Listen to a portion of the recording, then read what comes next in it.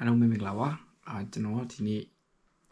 ကျွန်တော်တို့ဒီကိုရီးယားရောက်နေတဲ့နိုင်ငံသားတွေနဲ့ပတ်သက်ပြီးတော့တည်ထားတင်တယ်ဆိုတော့တည်တယ်လို့ယူဆတဲ့အကြောင်းအရာလေးနှစ်ခုကိုကျွန်တော်ပြောပြပေးမယ်ပေါ့နော်အဓိကတော့ကျွန်တော်တို့လက်ရှိ6လပိုင်း3ရက်နေ့မှာကျွန်တော်တို့သမ္မတရွေးကောက်ပွဲရှိတယ်အဲ့တော့ဒီသမ္မတရွေးကောက်ပွဲကကျွန်တော်ဒီကိုရီးယားကိုရောက်နေတဲ့နိုင်ငံသားတွေနဲ့ကိုဘယ်လိုမျိုးပတ်သက်နေလဲဆိုတော့နှစ်ပိုင်းရှိတယ်ပထမတစ်ပိုင်းကကျမကြီးအမခံနဲ့ပတ်သက်ပြီးတော့ဗောနော်ရှင်းပြောရမယ်ဆိုလို့ရှိရင်တရုတ်လူမျိုးတွေရဲ့မကောင်းမှုလို့ပဲပြောရမှာပေါ့ကျွန်တော်တို့ဒီသူတို့ရဲ့အစိုးရအချက်လက်တွေမှာလက်ရှိအစိုးရကကျမကြီးအသုံးစရိတ်တွေမှာကျမကြီးနဲ့ပတ်သက်ပြီးပေးရတဲ့ဝန်ဆောင်မှုတွေမှာအရှုံးပြနေတယ်ပေါ့နော်ဘီလီယံနဲ့ချီပြီးတော့အရှုံးပြနေတယ်ကျွန်တော်2000ဒီပုံစံတိုင်းဒီနှုန်းတိုင်းဆက်သွားမယ်ဆိုရင်2030ရဲ့နောက်ပိုင်းမှာ trillion နဲ့ချီပြီးတော့အရှုံးနေရှိလာနိုင်တယ်ဆိုပြီးတော့သူတို့တွက်ချက်ထားတယ်အဲ့ဒီအတွက်ပေါ့နော်အမတ်တွေရောအထူးသဖြင့်ကျွန်တော်တို့ဒီသမ္မတလောင်းဝင်ပြိုင်မဲ့အမတ်တွေကဒီအချက်တွေကိုထောက်ပြထားတယ်အဲ့ဒီအကြောင်းနိုင်ငံသားတွေကိုကျမကြီးအမခံတိုးကောက်မယ်ဆိုပြီးတော့လေသံပစ်လာတယ်ဒီ policy maker တွေကနေပြီးတော့ဒီအချက်တွေကိုပြောပြလာတယ်ပြောလာတော့ကျွန်တော်တို့ကဘာလုပ်ဖို့လုပ်လဲဆိုတော့ဒါပေမဲ့သူတို့ကလက်ရှိမှာတော့ဒီ plan တော့ကောင်းကောင်းမထွက်လာသေးဘူးဒီမဲဆွဲကတိကိုဝဲတစ်ခုအနေနဲ့အမတ်တွေကိုယ်စားလှယ်လောင်းနေကြတယ်မှာပြောလာတဲ့အပိုင်းနေရှိတာပေါ့နော်အဲ့တော့ကျွန်တော်တို့ကတတိထားမှာတစ်ခုကဘာလဲဆိုတော့အဓိကဒီပြဿနာကဘယ်ကနေစလာလဲဆိုတော့ဥပဒေရဲ့အားနည်းချက်အတိုင်းအတာတစ်ခုထိလည်းပါတယ်နောက်ပြီးတော့ကိုရီးယားရောက်နေတဲ့တရုတ်နိုင်ငံသားတွေအဲ့တော့လက်ရှိကိုရီးယားကကျမကြီးအမကန်ပေးနေတဲ့ပုံစံကကျွန်တော်ကဒီမှာကျမကြီးအမကန်ဆောင်ထားတယ်ဆိုရင်မိခင်နိုင်ငံကကျွန်တော်ရဲ့မိသားစုဝင်တွေကိုရီးယားမှာဆေးလာကူမယ်ကျမကြီးနဲ့ပတ်သက်တဲ့ဝန်ဆောင်မှုတွေကိုယူမယ်ဆိုရင်ကျွန်တော်ရဲ့ကျမကြီးအမကန်ကသူတို့အတွက်လည်းအကျုံးဝင်တယ်သူတို့အတွက်လည်းကာဗာဖြစ်တယ်အဲ့တော့ခါရောက်တော့အဲ့ရောအခွင့်ကောင်းယူပြီးတော့ဘာလုပ်ကြလဲဆိုတော့တရုတ်နိုင်ငံသားတွေကကျမ်းမာရေးအာမခံကိုအလွန်အကျွံသုံးဆွဲတယ်ဆိုပြီးတော့ပြောတယ်ပေါ့နော်တယောက်ဆောင်ထားတဲ့မိသားစုလုံးခေါ်တယ်ခဏစစ်တယ်အဲ့အဆရှိတဲ့အဖြစ်အဲ့လိုမျိုးအဓိကတရုတ်နိုင်ငံသားတွေကအလွန်အကျွံသုံးဆွဲတယ်လို့သူတို့ရဲ့အချက်လက်တွေပြောတယ်ပေါ့အဲ့တော့ကိုရီးယားတွေမှာလည်းပဲကျွန်တော်တို့ကကိုရီးယားတွေကျမ်းမာရေးအာမခံဆောင်ထားတာဖြစ်တဲ့အတွက်သူတို့ကတခုခုဖြစ်တယ်ဆိုလို့ရှိရင်ကျွန်တော်ဆေးရုံတန်းသွားတာနာစီချောင်းဆိုးခေါင်းကိုက်တာလောက်လဲဆေးရုံသွားတယ်အထူးဖြင့်ကျွန်တော်တို့ရာသီဥတု၄ခုရှိတဲ့အတိုင်းတာမှာရာသီဥတုအပြောင်းလဲကာလတွေမှာကျွန်တော်ဒီပြဿနာတွေကနှစ်တိုင်းရှိတယ်ပေါ့နော်ဒီချောင်းဆိုးအသက်ရှူလမ်းကြောင်းဆိုင်ရာပြဿနာတွေဒီလိုပိုင်းနေဆိုလို့ရှိရင်ကိုရီးယားတွေကကျတော့ကျမရဲ့အမကဆောင်ထားတဲ့အတွက်ဆေးရုံဆေးခန်းတွေကိုပြေးတယ်အဲ့တော့နိုင်ငံသားတွေလည်းပြေးတယ်ဘာလို့ဆိုကျမရဲ့အမကဆောင်ထားတာကိုတုံးတိုင်းကျွန်တော်တို့ပြည်ပနိုင်ငံသားတွေအရင်ယူမဆိုင်ပြီမယ်နော်ကိုရီးယားတွေကြတော့မရတခုဆိုဆေးရုံတန်းပြအဲ့ကြောင့်ဆေးရုံတွေမှာလူများတတ်တာပေါ့နော်အဲ့လိုအချိန်ကြီးဆိုလို့ရှိရင်အဲ့လိုဖြစ်နေတဲ့အပိုင်းမှာတရုတ်တွေကအဲ့လိုမျိုးအရန်အလွန်ကျွံကျမရပါခင်ဗျသုံးတယ်ဆိုပြီးတော့ပြောလာတယ်အဲ့ရကိုဖြည့်ရှင်းဖို့နီးဆိုပြီးတော့သူတို့က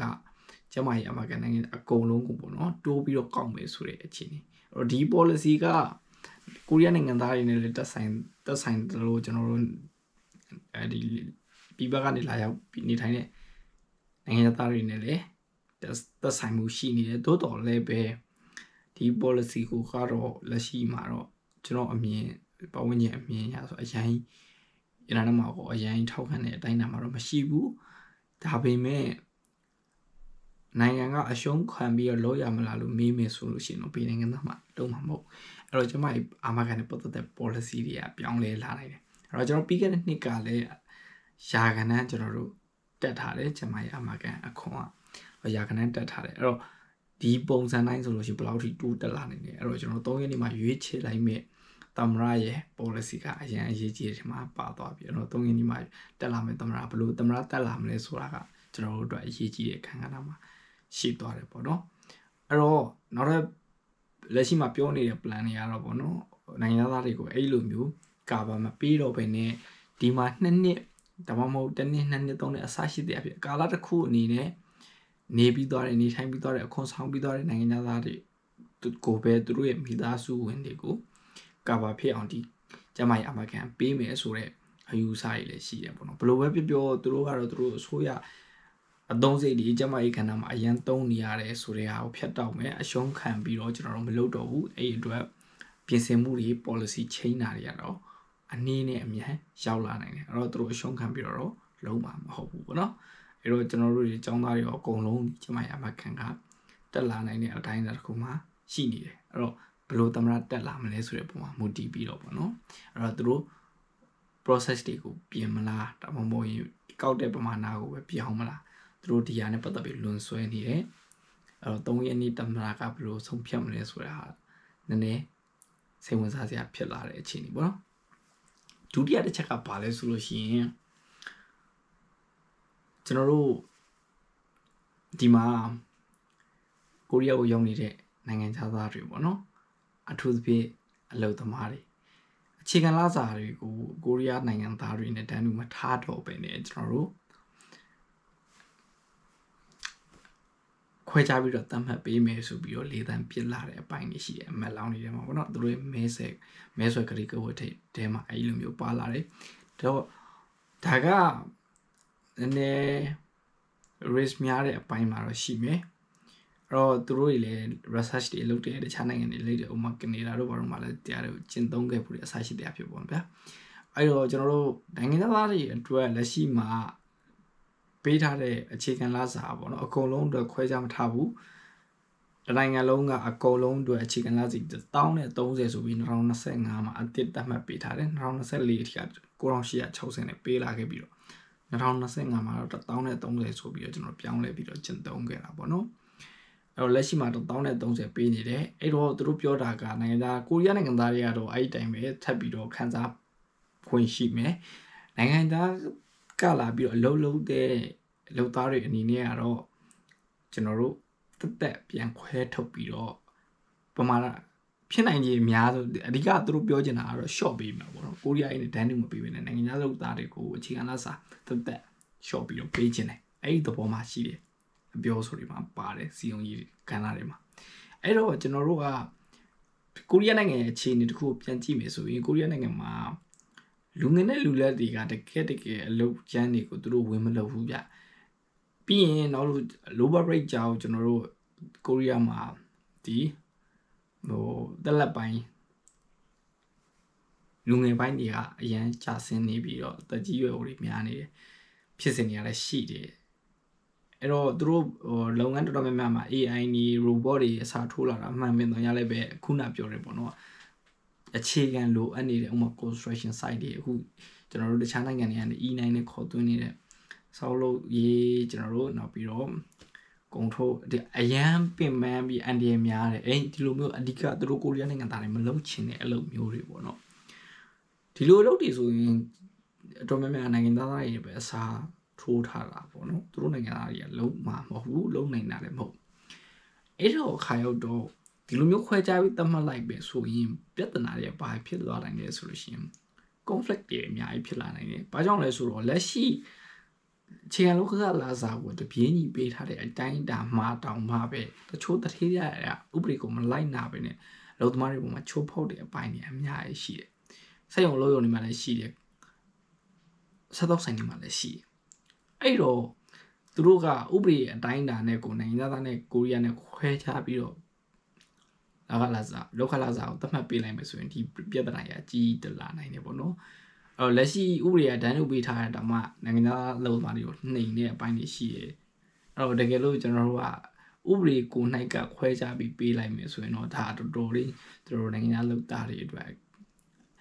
ခက်ခဲဖြစ်စီနိုင်ပါဘူးသူတို့ကလည်းဒေသတွင်းနိုင်ငံတွေသူတို့စီကိုလာပြီးလှုပ်တဲ့နိုင်ငံသားတွေနဲ့သူတို့ရဲ့မိခင်နိုင်ငံတွေမှာအခြေခံလောကလာစာဘယ်လောက်ရှိနေရလဲအဲ့တော့ကျွန်တော်တို့နိုင်ငံအခြေခံလောကလာစာတော့single မစင်စားနေတော့ကျွန်တော်တို့နိုင်ငံပေးနေတဲ့အခြေခံလောကလာစာကိုခြေခံပြီးကျွန်တော်တို့နိုင်ငံမြန်မာနိုင်ငံလူသားတွေကိုတတ်မှတ်ပေးမယ်ဆိုရင်အမှခွမ်းပြီအဲ့တော့ဘာမှရမှာမဟုတ်တော့ဘူးအဲ့တော့ဒါပေမဲ့ဒီမှာနေတဲ့နိုင်ငံလူသားတွေကကျွန်တော်အမြင်ကတော့သူတို့လည်းအခြေခံလောကလာစာတပြင်းကြီးရတဲ့တယ်လို့မြင်တယ်။ဘာလို့ဆိုသူတို့လည်းဒီမှာနေတာဒီအကုံစင်းလုံးတိုင်နေပဲဝယ်စားတာသူတို့မိခင်နိုင်ငံစင်းလုံးနဲ့ဝယ်စားတာမှမဟုတ်တာ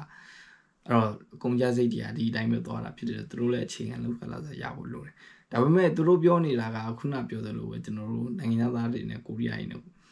အခြေခံလောက်ကလာစားခွဲခြားသတ်မှတ်ပြီးဥပဒေနိုင်ကိုကခွဲခြားလုပ်မယ်လုပ်ချင်တဲ့အခြေအနေတွေဖြစ်လာတယ်ပေါ့နော်အဲ့တော့3ရက်နေ့မှာတက်လာမဲ့သမရကဘယ်လိုသမရလဲ policy နဲ့ပတ်သက်ပြီးဘယ်လိုအမြင်ရှိတဲ့သမရလဲဆိုတော့ပတ်သက်ပြီးကျွန်တော်တို့ရှေ့လျှောက် policy တွေအများကြီးချိန်သွားနိုင်တယ်အဲ့တော့ဘယ်လိုပဲပြောလက်ရှိမှာနိုင်ငံသားတွေနဲ့ပတ်သက်ပြီးတော့ကတကယ်မြေပြင်မှာဆောင်ရွက်ပေးနေရတယ်တရားရေးဌာနတွေမှုကွင်းပိုင်းဆိုင်ရာကျဲအစရှိတဲ့အဖြစ်ပေါ့နော်ဥပဒေရေးအပိုင်းတွေမှာ feedback တွေကအရင်ကောင်းနေတဲ့အခြေအနေမျိုးတော့မရှိဘူးအထူးသဖြင့်ကျွန်တော်မြန်မာနိုင်ငံသားတွေနဲ့ပြောရမယ်ဆိုရင်ကျွန်တော် G199 ပေးထားတဲ့ကဏ္ဍတွေရှိတယ်ပေါ့နော်အဲ့တော့ကျွန်တော်တို့ကလွတ်တော်က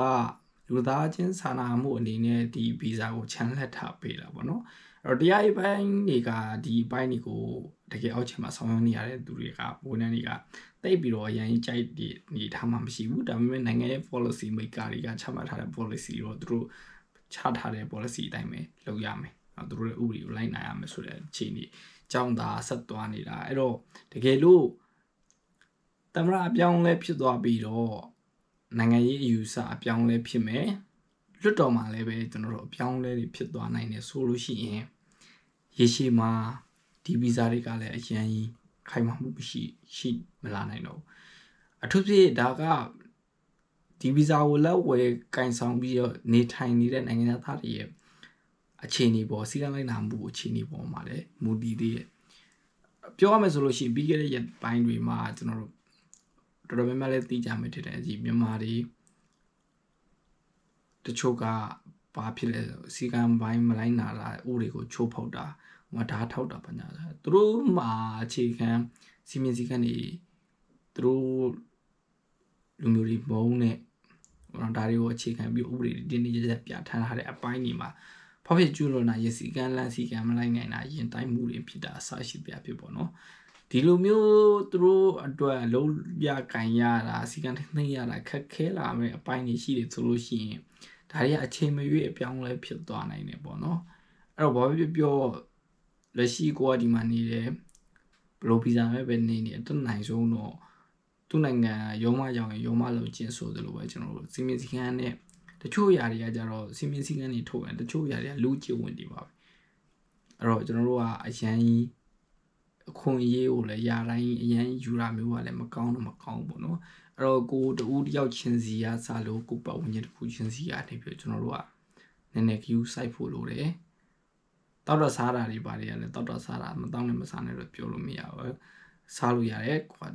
ကိုလူလက်ခွနဲ့ကိုအပန်းဖြေမှုစနစ်နဲ့ဒါပေမဲ့စီးနဲ့ကန်နဲ့စနစ်တကျလေးတွေတွားဖို့လိုတယ်အထူးသဖြင့်ရာဇဝတ်ကြောင်းဆိုင်ရာပြမှုတွေကိုမကျူးလွန်ဖို့အရန်အရေးကြီးတယ်လို့မြင်တယ်